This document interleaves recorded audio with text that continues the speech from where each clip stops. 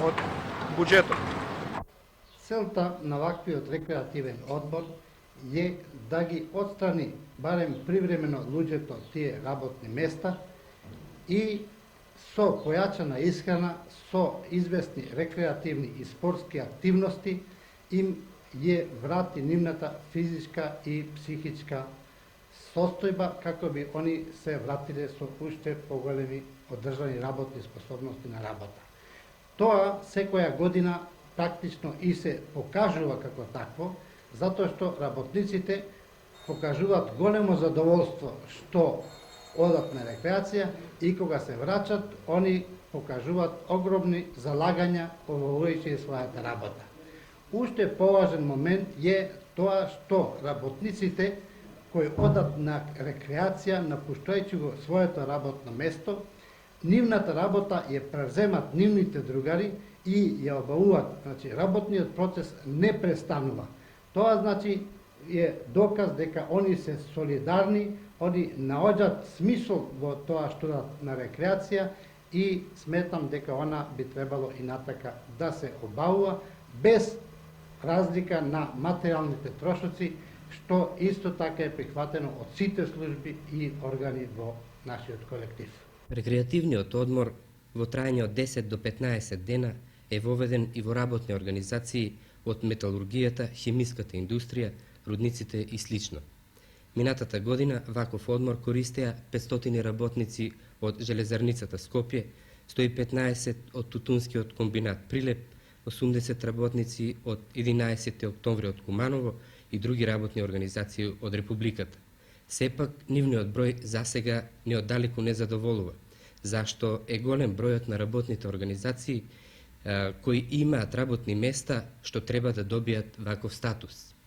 Најчесто работниците деновите од одморот ги минуваат во некое летувалиште или бањско лекувалиште, како што е случајот со рударите од Злетово Саса. И во Охис за ова се размислува. Во иднина овој одмор работниците ќе го користат во бањски лекувалишта, планински и приморски места, зашто за успешно спречување и лекување на различните професионални заболувања се потребни различни услови. Цврстото убедување дека ваков одмор е неопходно потребен придонесува и за непречено обезбедување парични средства. Годинава ќе бидат потрошени околу 600.000 динари. Секако, ова не треба и во иднина да представува проблем, зашто средствата за овој одмор ги користат работници што произведуваат под најтешки услови, а личните примања на најголемиот број од нив се мали. На многу мина од нас ова беше едина можност што ја искористивме во Ровин. Ние добро знаеме дека ние работници со пониски лични примања со фамилијата многу скапо ќе не кошти за да го посетиме Ровин или пак нешто слично. Јас како работник можам едино да го посетам Охрид со фамилијата, Дојран можам да го посетам исто така. Престојот на работниците во Ровин беа сместени во хотелите Еден и Лоне. Прва и втора група беа сместени во хотелот Еден, а треќа и четврта група беа сместени во хотелот Лоне.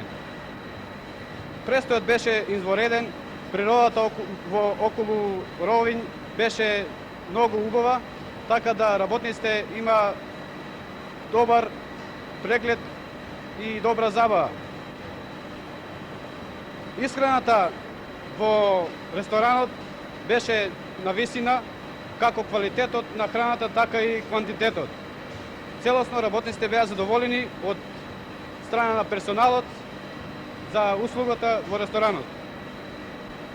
Освен рекреацијата имаше и спортскиот дел беше во неколку грани.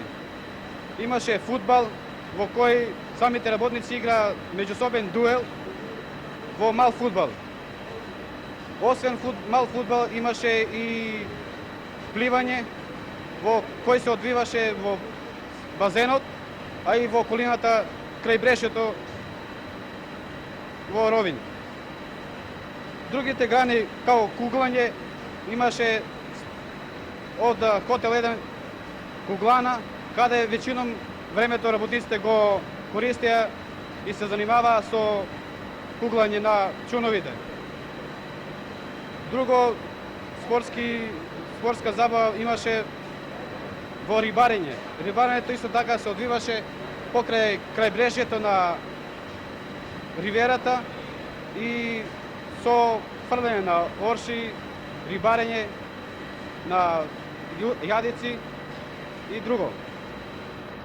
Со одењето на 10-дневен рекреативен одмор во Ровин имаме можност да го посетиме и Трст.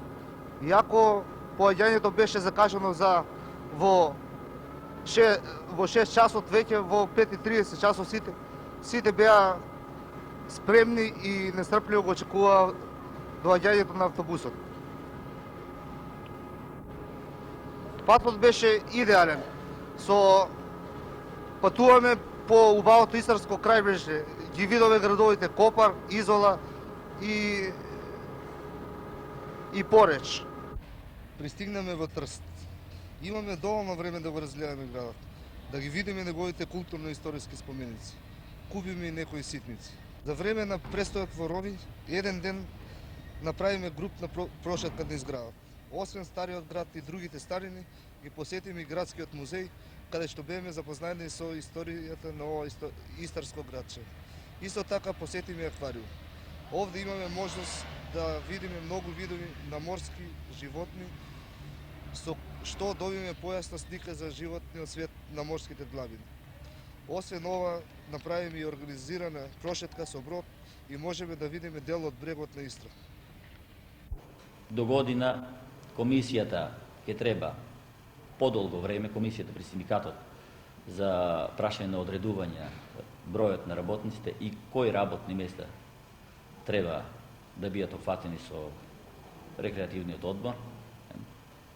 Ќе треба многу подолг период да работи, можда и припремите ќе треба да бидат подобри, за да може да се опфатат и оние работници кои оваа година не беа опфатени, било да се зафатени можда помалку време од 8 сати, колку им трае работното време на загрозени работни места, бидејќи оваа година комисијата застана на становиште само оние работници кои работат 8 сати на работното место кое е загрозено, каде е загрозено нивното здравје, тие да бидат испраќени на одмор. Додека оние работници кои помалку време се задржуваат на работното место, од 8 сати, ако да речеме 2, 3 или 4 сати, тие нема да одат. До година, секако и тие работници кои подолго од 4 сати работат на загрозено работно место, и тие ќе бидат уфатени со рекреација и ќе морат да се најдат. Викам, ќе морат, синдикатот ќе се бори за тоа да се најдат средства, да се испратат. И сигурно до година ќе имаме не помалку од 600 работници кои работат на загрозени работни места.